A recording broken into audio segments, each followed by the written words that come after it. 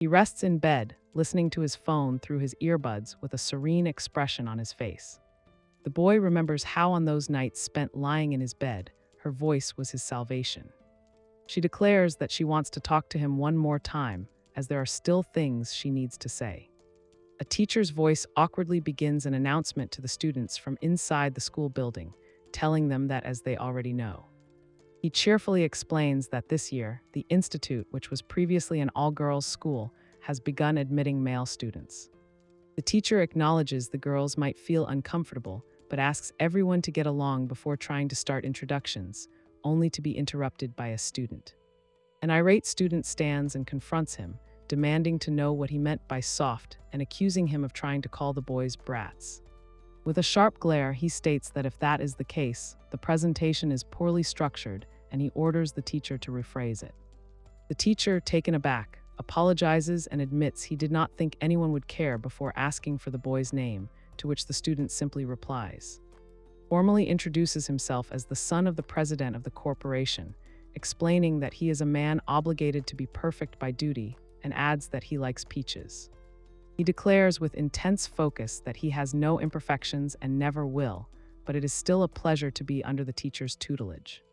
The teacher realizes he is the famous, remarking that he did not expect him to be so talkative and suggests that he introduce himself to everyone. Leaning close to the flustered teacher with a sly smile, agrees that it will be a pleasure. He addresses the class with open arms, stating that while he is already easy on the eyes, he is 1% away from being perfect and humbly asks for the girls' help. Smiles charmingly and clarifies his request. He wants each one of the girls to come close and whisper, "I love you," into his ear. A furious classmate yells his name and sarcastically thanks him for delivering the worst introduction in the history of humankind. The other boys pile on, accusing him of making them all look like weirdos and ruining their golden opportunity with the girls. While they shout, he simply smirks and asks why they don't use this situation as an opportunity to better themselves. A girl then approaches from the side and confirms if his name is.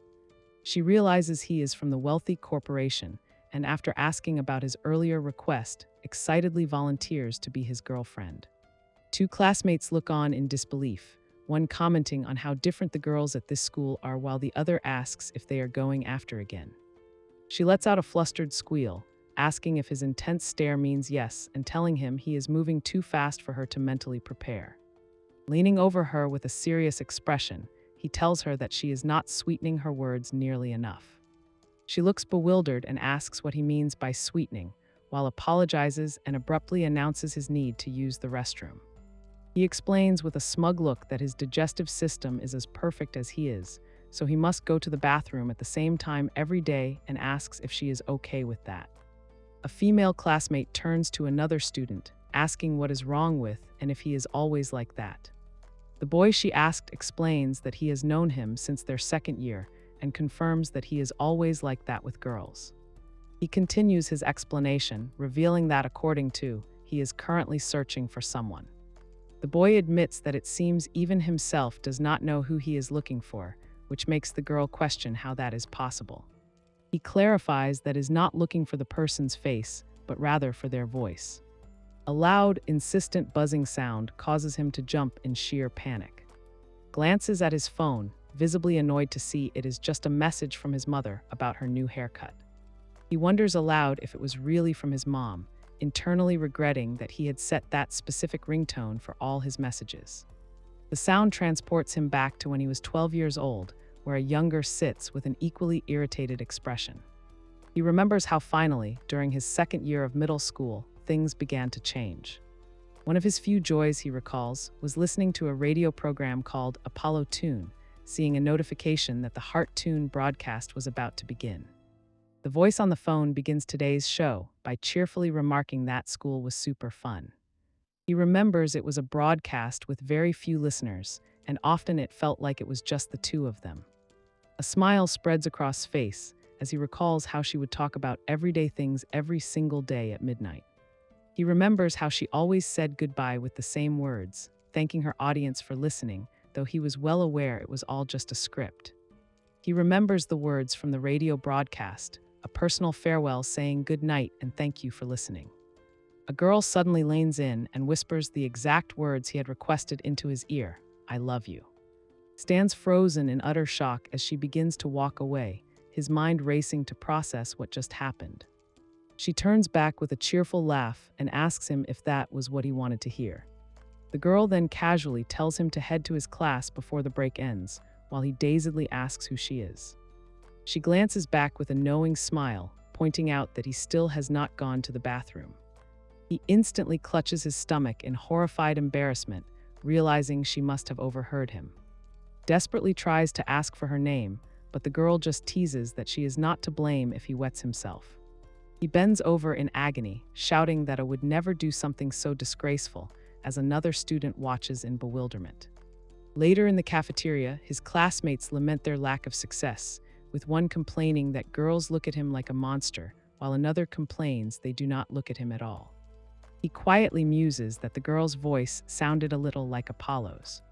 Reasons with himself that he cannot be completely sure, as it has been 3 years since the last broadcast, and he probably only heard it that way because his guard was down. He becomes visibly distressed, admitting he can barely even remember the voice anymore and desperately wishing he could hear it one more time. One of his classmates asks what is wrong with him now, but the other dismisses it as his usual behavior and says to just leave him alone. An announcement suddenly crackles to life from a nearby speaker, introducing the lunchtime broadcast from the radio club. The students in the cafeteria are surprised, remarking that it is a girl narrating the radio today and that this is something new. A classmate suggests to that hearing this broadcast makes transferring to this school worth it, since their old school's radio club was dead. He stares blankly with a look of utter shock, food falling from his open mouth as the voice registers. Suddenly bolts upright from his seat, startling the students at his table. He dashes away, yelling that he just remembered something he has to do, while his confused friend asks if he is not going to finish his food. He shouts back that it is no problem since he is perfect and will not die from skipping lunch. The voice on the radio continues to announce that due to the school merger, there will be club activity changes, as races up the stairs. He recalls his logic, remembering that since Apollo stopped broadcasting after junior high, he deduced she must be a high school student. Recounts with a clenched fist that while he had unfortunately lost all other clues, he at least discovered she was in the same grade as him. He remembers a key detail, that she once said she wanted to study at an all-girls school with a view of the sea. Explains that he then cross-referenced her possible location with nearby all-girls schools and discovered High was the closest to the ocean. He continues his frantic internal monologue, realizing that enrolling there because of the co-roomers was the decision of a genius. Arrives at the broadcast room, thinking that he wants to talk to her one more time because there are things he needs to say. He reaches for the door, determined to find the 1% he is missing and convinced that only she can help him achieve it. Upon opening the door, 4 girls sitting around a table look up at him with expressions of complete surprise. He awkwardly apologizes for interrupting them in the middle of the broadcast, but insists he has something to ask. The teacher suddenly explodes in a rage, spitting his drink as he screams demanding to know who gave him permission to enter the room. One of the girls calmly instructs someone to turn off the microphone, while another asks in dismay if they will have to restart the broadcast. One girl cheerfully points him out as the boy who almost wet his pants, while another asks if he is okay, and a third grumbles that this is why she did not want the school to become co. He bows his head and offers 1,000 apologies for getting carried away by his emotions, privately thinking how much the girl from earlier sounds like Apollo. The boy's eyes widen in utter disbelief as he has the sudden realization that it is not just her, but all of them have the same voice. He observes that one girl has the same voice, and the girl with black hair possesses the same tone and intonation. The girl with white hair has the same type of whisper he remembers from the broadcast when Apollo would try to keep from waking her parents. He recognizes the same voice of scorn in the girl with pigtails and curses himself for forgetting the details of Apollo's voice after 3 years. One of the girls approaches with a smile and says she can guess why he is there, while another asks if he also wants to become a professional, leaving him utterly lost for words. He looks utterly confused, asking what they mean by pro. The girl with the pigtails crosses her arms, questioning if he really came all this way just to interrupt them without even knowing why. Another girl, pulling up her hood, explains that everyone in the radio club joins with the specific objective of working with their voice. Seeks clarification, asking if they all want a profession that uses their voice, and one of them confirms that is exactly right. The four girls then proudly declare their individual dreams, to be a presenter, a VTuber, a voice actress, and a singer. He stares, completely stunned, as he remembers Apollo's voice asking if he would like to hear about her dream. A flashback shows a younger on his bed, recalling how the radio host had said she wanted to work using her voice. She had then explained on the broadcast that while there were many jobs, she had not yet decided on a specific one. Apollo then listed the very same professions: a voice actress, a presenter, a singer, and even a VTuber. He remembers his younger self's flustered exclamation, telling her he was sure she could achieve all those dreams, to which she had giggled and thanked him. Cheerfully recognizes him from class 2, excitedly telling him that the entire school is talking about his introduction. She then thoughtfully tries to recall exactly what it was he said. Asks if he said something about wanting a lover to have a child with, causing him to spit his drink and frantically deny it.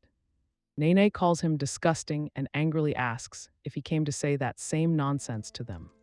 She insists he has the face of a degenerate, like someone who would copy a playlist, but he retorts that he only came looking for a specific person.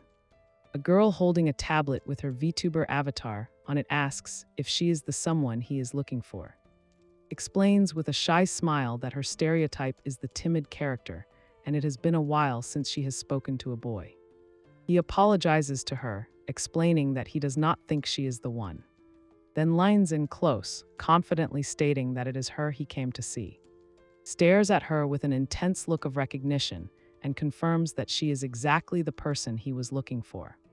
He swears on his name that he has no ill intentions and simply wanted to hear her voice again. Looks completely taken aback by his sudden and intense declaration. Explains that after all the unexpected events of the day, he has decided it is best to be loud and clear with them.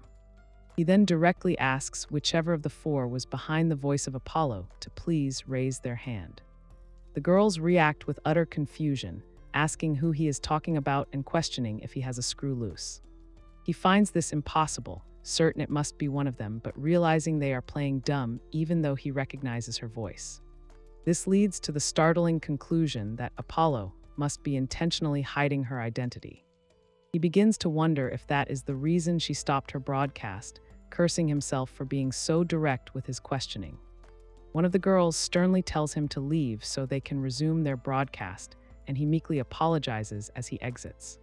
Peeking back through the doorway, consoles himself with the fact that he at least knows where to find them and will have more opportunities to investigate. As he stands in the doorway, he is confronted by a large, menacing crowd of female students glaring at him from the hallway.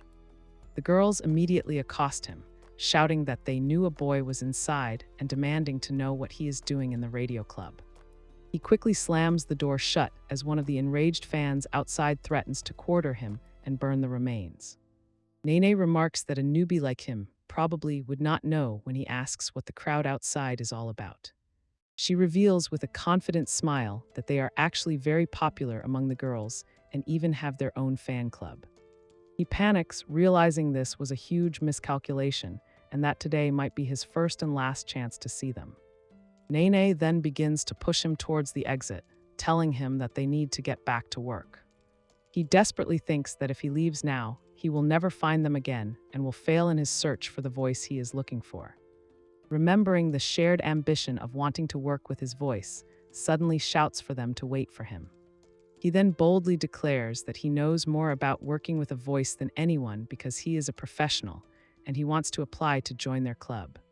She suspiciously asks if he is just lying to get into their paradise, but fiercely insists that he is telling the truth. He remembers telling Apollo on the broadcast that she could achieve her dreams, firm in his belief that he knows more about voice work than anyone. Declares that to prove his sincerity, he will point out the radio club's single biggest flaw. The boy explains that their flaw is the poor equipment, stating that he could barely stand the interference and that a professional would never settle for it. Agrees that he has a point, and adds that it is to be expected since the school is so old. He then makes a formal proposition, promising to donate a full set of brand new equipment if they allow him to join the club. The girls listen as he casually reassures them not to worry about the money, as he made $1 million in stocks just last month. Is immediately sold on the idea, though Nene urges her to wait and think about it more. Concedes that he is right about the equipment and that help with heavy lifting would be nice, before turning to ask for his opinion. She looks over her shoulder at him with a small smile and says she agrees, adding that she also likes his voice. He smiles and thanks the girls, promising to do his best as the new club president, only for to shout that is actually the president. Expresses her unease about simply accepting his money, while suggests they should give him a reward but wonders what he could possibly want. Chimes in with a knowing look, stating that she knows exactly what wants and that it is very easy to grant. He looks on in confusion as the girls react to the whispered plan, with vehemently refusing while the others seem more open to the idea.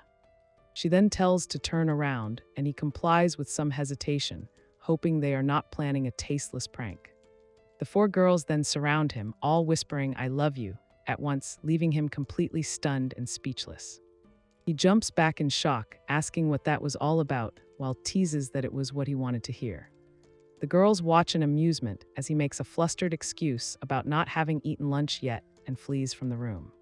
He stops outside the door, raising a hand with a determined, yet overwhelmed expression after his chaotic first encounter with the club. The boy reflects on how he had almost given up, never truly expecting that he would find Apollo again. He thinks back on finding her again, remembering there was something important he wanted to say, recalling the nights her broadcast made him feel like it was just the 2 of them. She had ended her show with a loving message to all her listeners, telling them how much she loved them. He remembers whispering his thanks to Apollo, wanting to tell her that he felt the same way. A gentle smile had appeared on his face as he confessed back to the radio that he loved her too and wished her a good night. In the present, is overcome with embarrassment at the memory, desperately wishing he could ask her to forget everything he said that night. He collapses to the floor in agony, unable to believe that someone as perfect as him had confessed to a girl he had never even met. A man with such a weakness cannot be perfect, he resolves, steeling himself with the knowledge that he must fix this error to be a worthy heir. He panics at the thought that if she has his confession recorded, he must make her delete it at all costs before it can be used to blackmail his family. Back in the club room, tells the others to forget about the weirdo and prepare for the broadcast, noting that he left as quickly as he arrived. She then turns to the others with a concerned expression, asking if they are sure it was a good idea to let him join since he had the look of a stalker. Smiles warmly, disagreeing with the others by saying that he seems quite honest to her. Points out that it will not be bad to have a rich boy on their side, especially since she needs a new PC. Cheerfully rallies the group, announcing that it is time to begin. The 4 girls stand together, a united front as they prepare for their broadcast. One of them internally reflects that for a moment, she thought she was going to have a heart attack. She thinks about hearing the voice she never believed she would hear again, admitting she never imagined would find her. Apollo recalls how she once said that while she could not reveal her identity, she truly enjoyed the year she spent with him. She remembers how on those nights spent lying in her bed, his voice was her salvation. The truth was that even with so few listeners, talking to him was the only thing that mattered, and it made her immensely happy. Back in the classroom, a friend greets and apologizes for taking so long, letting him know that the break is already over. He reaches for his phone with a confident smirk, stating that a perfect man like himself can also be perfectly fast.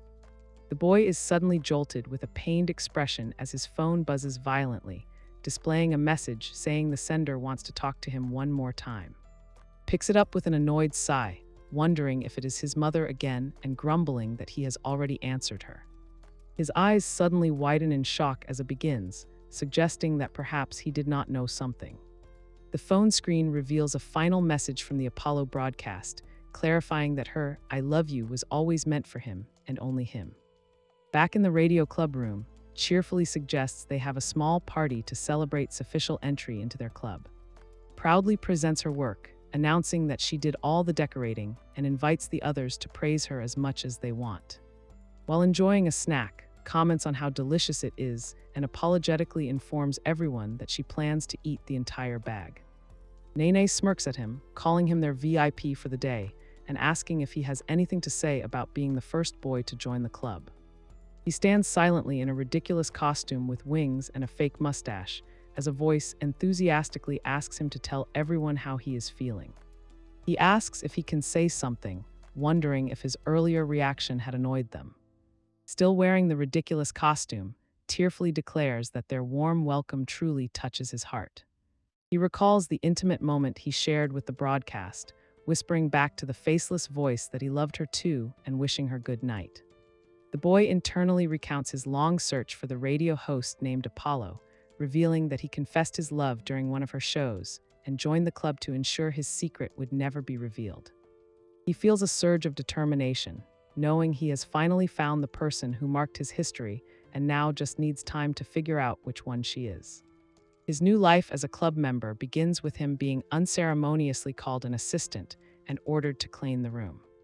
He indignantly asks why he is being treated like the gopher, but Nene dismisses him, stating it is not like he could do their actual job. The boy furiously argues that she cannot know that since he has not even tried, so she challenges him to prove his potential by handing him a script.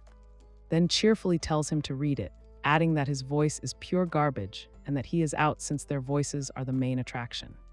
As he fumes over the insult, calmly apologizes and explains that their advisor is against a boy joining, but has allowed him to do these menial tasks for now in exchange for the new equipment. Teases him about not liking to clean and asks if he really wants to join their broadcast that badly, while he silently processes his new nickname, Crybaby. He steels himself, thinking that he does not care about participating in the broadcasts and that he must not lose sight of his true objective here. Reaffirms his mission to find Apollo, the girl with the voice from 3 years ago who he knows is a member of this radio club. He recalls how just last weekend, after 3 long years of silence, Apollo suddenly started a stream out of nowhere.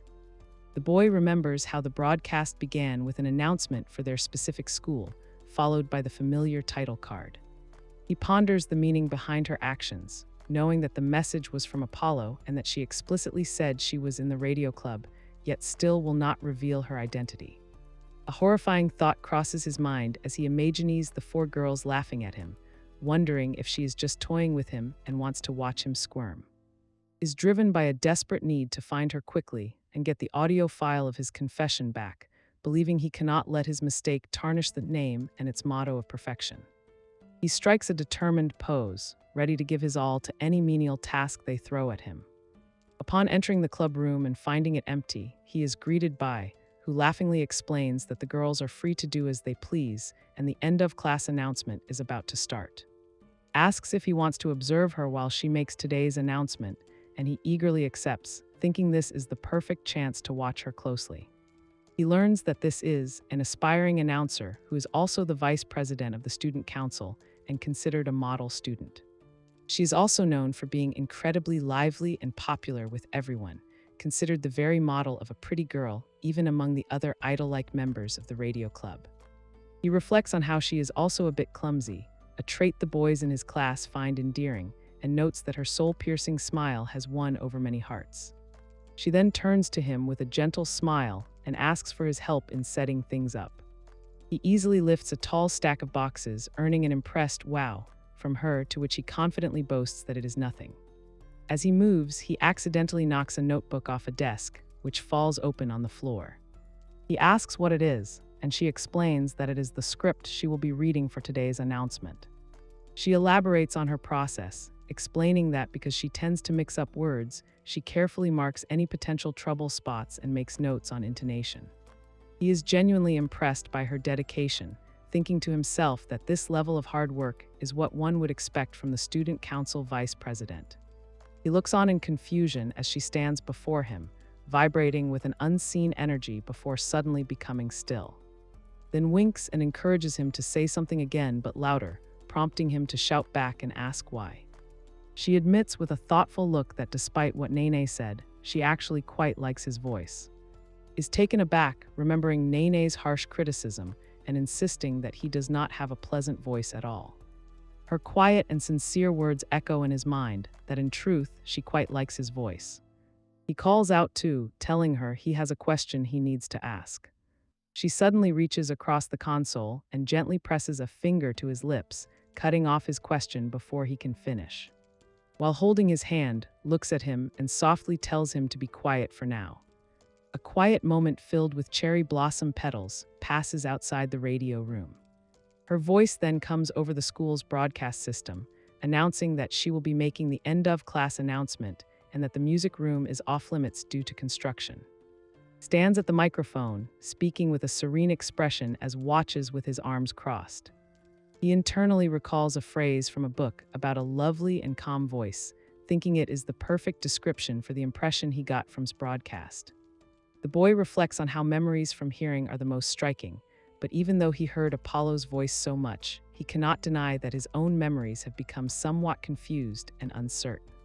He thinks to himself that there is, however, one thing he can say with absolute certainty. She becomes flustered during the announcement, stumbling over her words about the baseball team before hastily wishing everyone a good day, and he notes to himself that she trips over her sentences way too much. He points out that she got the names of all the sports she marked in her script wrong, prompting her to shush him in a panic and warn him that the microphone is still on. Outside classroom 2C, other students have clearly been listening in. A classmate confronts, asking how he can be so stupid and declaring that her clumsiness is precisely what makes San so incredible. He looks on, bewildered, as other boys agree, with one passionately explaining that the contrast between her model student image and her getting flustered is what makes her so wonderful. She cheerfully scolds another student for running in the hallway, completely oblivious to the boys fawning over her cuteness and the girls behind them grumbling in annoyance. A classmate puts an arm around him, asking if he is not interested in, but he replies with a bored expression that he has simply joined the radio club. His classmates are shocked to hear the news, exclaiming that they thought it was impossible for a boy to join the radio club and demanding to know how he managed it. Internally quotes Muhammad Ali about the word impossible, Riley noting that the boxer probably never imagined his words would be used in such a situation. He then tells his friends he is heading to the bathroom and will take a walk around the school, prompting one to remark that he is impressed he does not get tired of doing that every day. The boy decides to put his observation of on hold for now, as her broadcast was more shocking than he had imagined, and focus on observing the other members in person. He knows the girls are usually surrounded by their fans, who he compares to frightening Spartan soldiers, but realizes that as a club member, he can now approach them without being punished. As he walks down the hall, he overhears a group of girls excitedly asking Nene about a new volume of, and whether she will cosplay again soon. The narrative introduces her as Nene, an aspiring voice actress and an active. She is described as a lively girl, the center of attention in her class, known for her anime-like voice and her popular radio segment where she does voiceovers for manga and anime characters. One of the girls with her suddenly cries out in mock fear that the boy from before is staring at them, though he tries to deny it. Her fans immediately go on the defensive, calling him a pervert and threatening him, prompting him to shout back that he is a member of the radio club now. He smirks to himself, thinking that it seems this spoiled little princess really does not like him very much. One of the girls asks Nene to try imitating a scene from Lily, and she agrees to say a few lines. Holding the manga, she recites the lines with emotion, saying she has waited so long to finally hear his voice again. The girls are blown away by her performance, telling her she sounds just like the character and that she has gotten even better at it.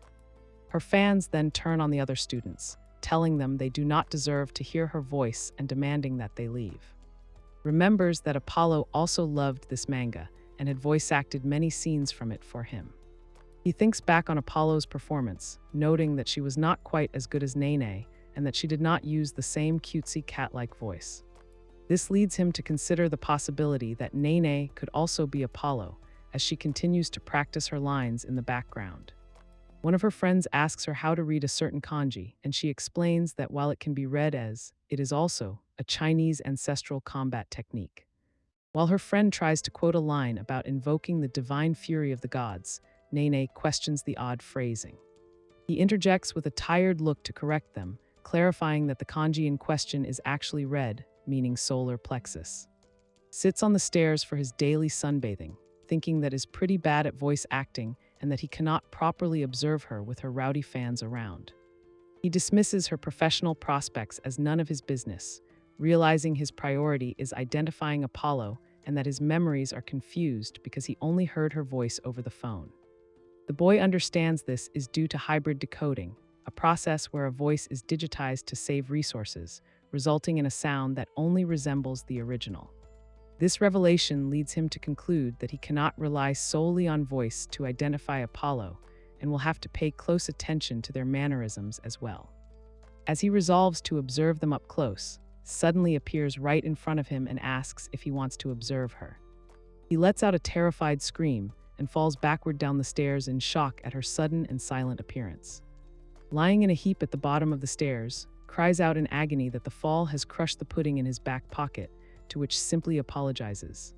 She then explains that she cannot see unless she gets very close because she is wearing expired contact lenses, as a caption identifies her as the aspiring VTuber.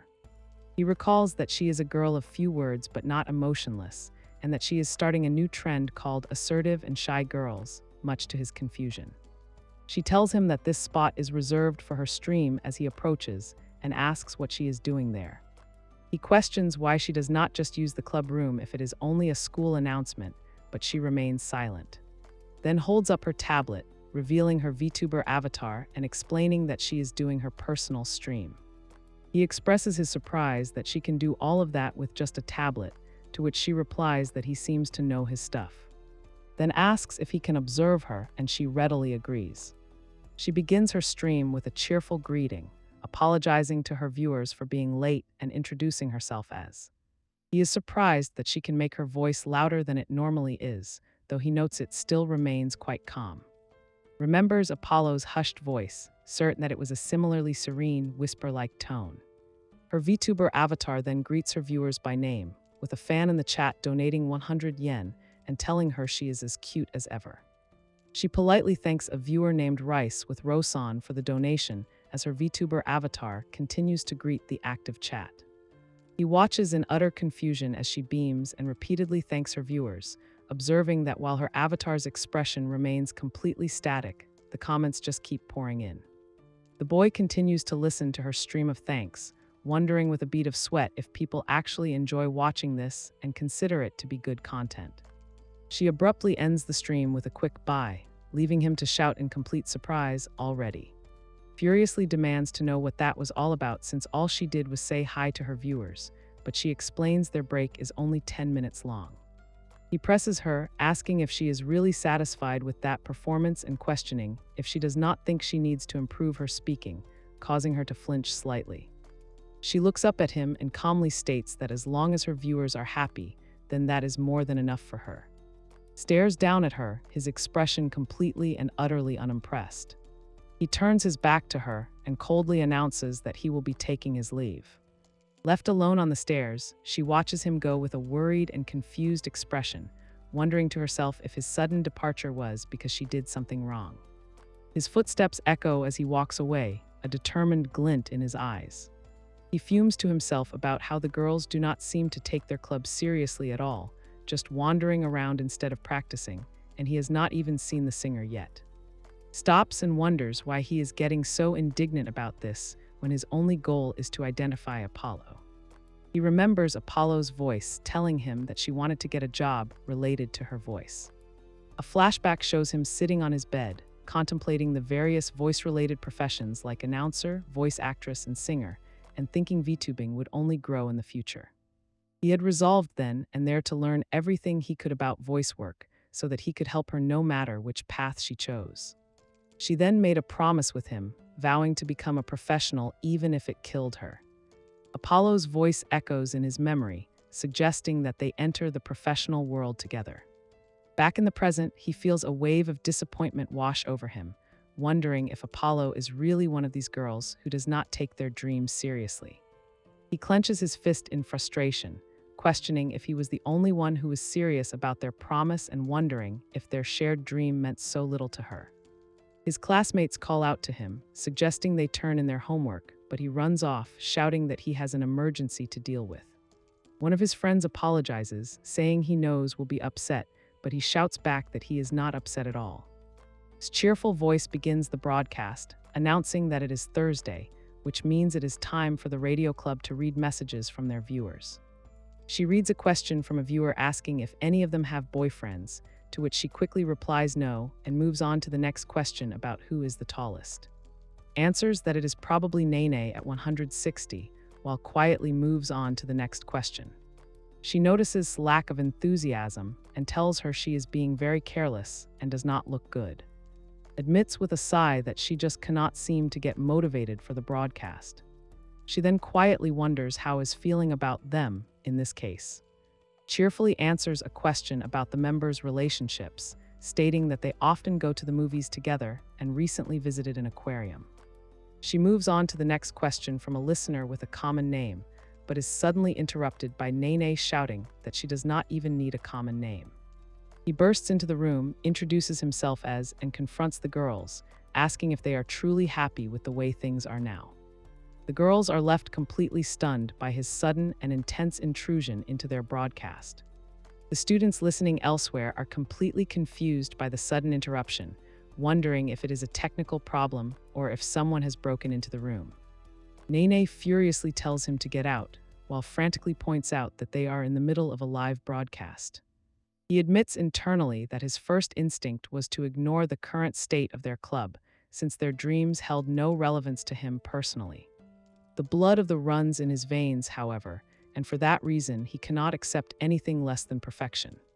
As watches in utter disbelief, he calmly uses a throat spray to prepare himself to speak. Then hijacks the broadcast, addressing all the listening students and asking them if they do not find the current state of the radio club to be horrible. He continues his speech, declaring that the girls are coasting on their idol status without any real effort, a path that will ensure their dreams never come true, but he tells the listeners not to worry.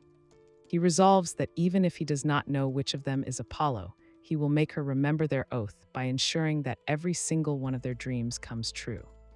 With a determined expression, states that since he is now a member of this club, he promises to make it as perfect as he is. He promises the stunned girls that he will guide every member of the radio club back onto the path of becoming true professionals.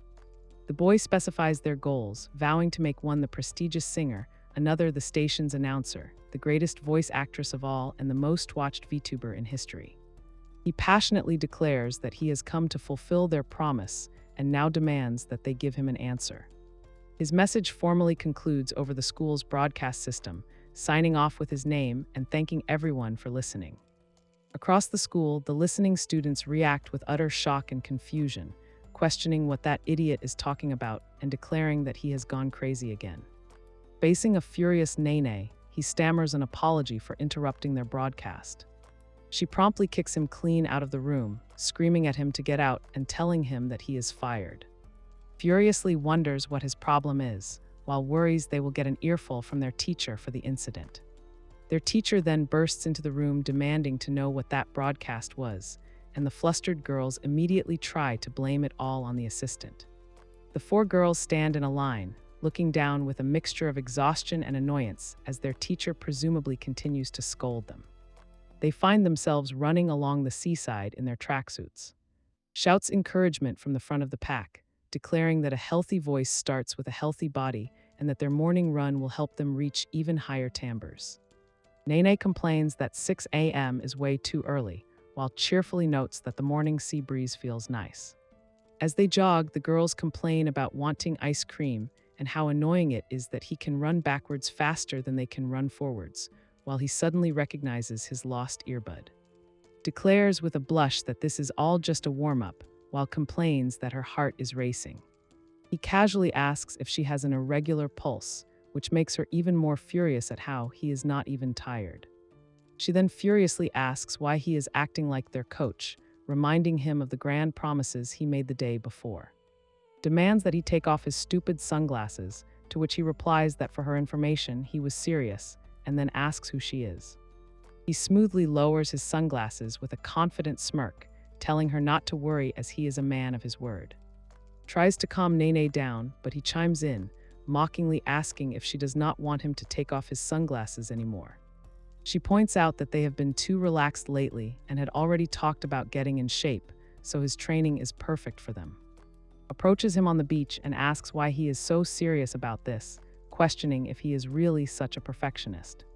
She looks at him with a serious expression and asks if they can truly trust him. He notes to himself that there is something different about her today before confidently declaring that of course they can, as there is no one more trustworthy than him. Nene skeptically asks if he minds proving that he is telling the truth, to which he calmly replies that they can, but they should get coffee first. Suggests they go to a restaurant, but nervously says she does not think that is a good idea. She then explains that she wants to go to the club room first, exclaiming that it is important to get nutrients back after a workout. He is left shouting in bewilderment as the girls suddenly start running back to the school. She turns back and calls him an idiot as he puffs up like a blowfish in sheer frustration. Nene explains with a blush that they are all sweaty and need to change first, telling him to have some common sense, while just laughs and apologizes. He lies on the ground in exhaustion, finally understanding their reluctance, though he tries to reassure them about the dress code as she tells him he has not understood at all. They end up at a casual restaurant called Lenny's. The girls complain about the menu and the food, with wondering what to order while is disappointed there is no ice cream. He suddenly appears and asks for their attention, apologizing for interrupting their party and asking for a few minutes of their time. Addresses directly, quoting her earlier outburst about him acting like their coach and asking her to look at something. He then slams a massive stack of papers down on the table, prompting a surprise to ask what it is.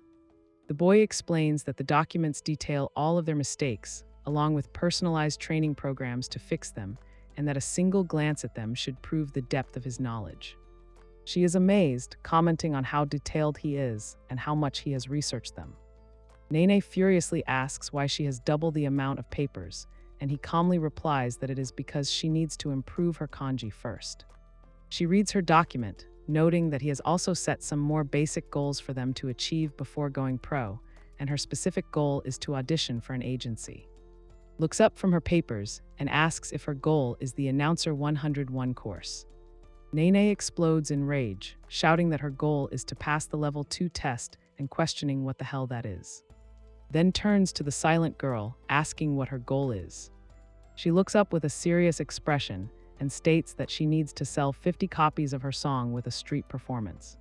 He looks at the girls with a confident smile, asking what the problem is and stating that this is the perfect way to build confidence and experience. Then looks at him and asks if he plays any instruments. He bluntly replies no, then adds that he sometimes whistles after leaving the bank, which he admits is a bit of a stretch. She then asks him if he knows how much courage it takes to perform in front of an audience while playing an instrument and singing.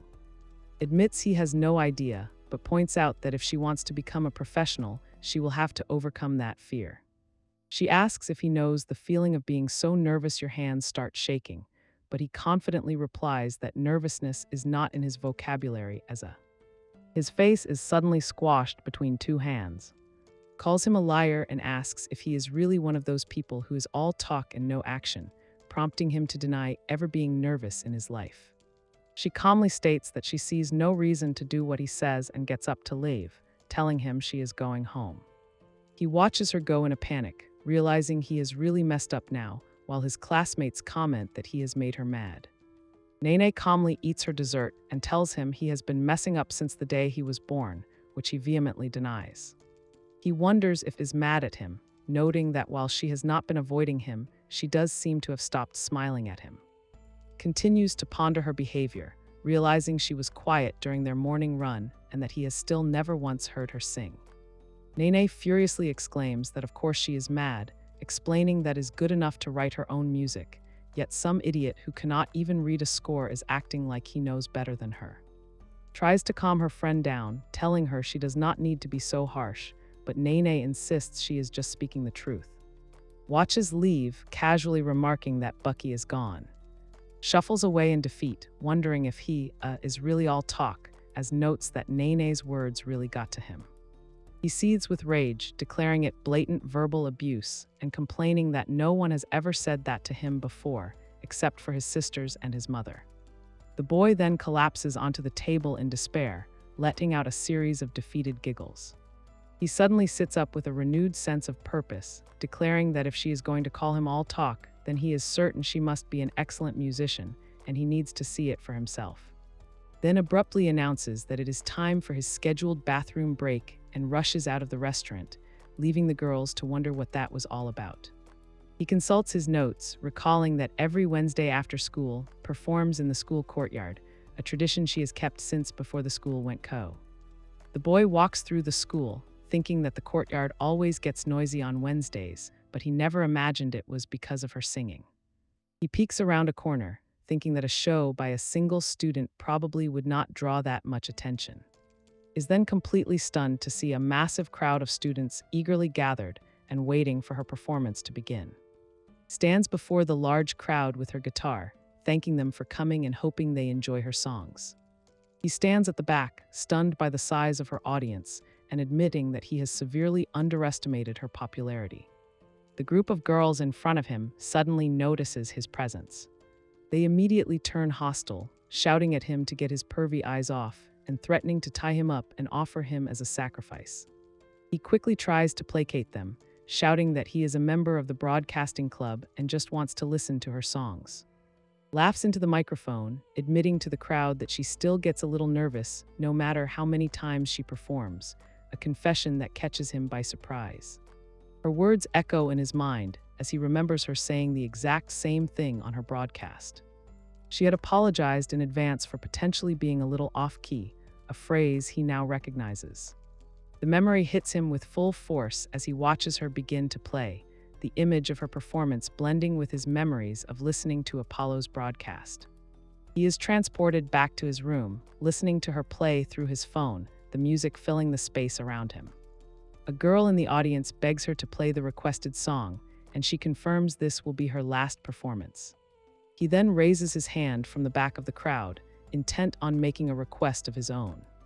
The other girls in the audience are immediately enraged, shouting at him to get out and calling him shameless. Looking at him with a surprised expression, she asks him what his request is. Projects his voice and formally asks her to please sing that song. She stares back at him, her eyes wide with utter shock and disbelief, as she recognizes the song he is referring to. He remembers a broadcast from the past where Apollo spoke about an important song she wrote with her very first fan. The boy looks at her with a blush, knowing that this particular song is the ultimate proof of their promise. Shouts back at him, flustered and embarrassed, demanding to know why on earth she would play such a cringy song. Her fans, however, have been completely swayed, now cheering wildly for and telling him he is the best. With a warm and contented smile, she agrees to play the song, simply saying yes, of course. A wave of sound erupts from the stage as her performance begins, her silhouette visible against the bright lights. After her show, she waves goodbye to a group of grateful fans who thank her for her performance. He is then confronted by her, and she greets him with the sarcastic nickname Mr. All Talk, prompting him to demand that she stop. Looks at him with a teasing smile, pointing out he has been coming to her shows a lot and playfully asks if he has a crush. He becomes flustered, enthusiastically agreeing that her songs are fantastic and upbeat before offering a profuse apology for underestimating her abilities. Then states with certainty that his required street performance will surely be a success as well. He is caught off guard as she questions his motives, asking if he only came to her shows to flatter her in the hopes that she would finally warm up to him. Is told that he can flatter her all he wants, but he should not think that she will do what he asks. She then turns and walks away, calling out a simple "later" over her shoulder, leaving him standing alone. The students gossip amongst themselves, commenting on how that boy is always at shows and speculating that he must have a crush on her. Her fans greet her warmly, asking if she is going to perform again today, and she thanks them for their support. She notes to herself that did not come to her show last week and that he has been absent from his own club as well. Walks alone, regretting what she said to him and admitting that she took her frustrations out on him even though it had nothing to do with him. She resolves to apologize to him the next time she sees him. As she arrives at the courtyard, she apologizes to the waiting crowd for being late, surprised to see so many people already there. Her own fans heckle the performer, telling him he sings terribly, while he nervously thanks them for coming to his first solo show. He greets her with a casual long time no see, apologizing for stealing her show, which prompts her to ask what he is doing. Grins at her, declaring that he is putting on a show, of course, and asks if she remembers calling him all talk and no action. He then reveals that he has been secretly learning to play the guitar and sing, all so that he could surprise her, leaving her utterly speechless. She looks at his bandaged fingers, asking in disbelief if he really learned to play the guitar just to surprise her, before calling him absurd. Then turns to the crowd and apologizes for not telling them, but announces that she will be performing together with him today. She reassures him not to worry and to just play however he wants, promising to follow his lead, much to his nervous surprise. He admits afterward that he did terribly on the guitar, and she agrees, but then asks if he felt his heart racing with nerves. Denies being nervous, puffing out his chest and declaring that he has the courage to face anything after going through all the layers of hell. She sighs at his usual bravado, wondering if he is lying or if there is any truth to what he says. Then suddenly leans her head against his chest, causing him to cry out in surprise and ask what she is doing. She looks up at him with a knowing, intense smile and calls him a shameless liar. He looks away, flustered, as she asks if his heart is beating so fast because he was nervous, calling it a low blow.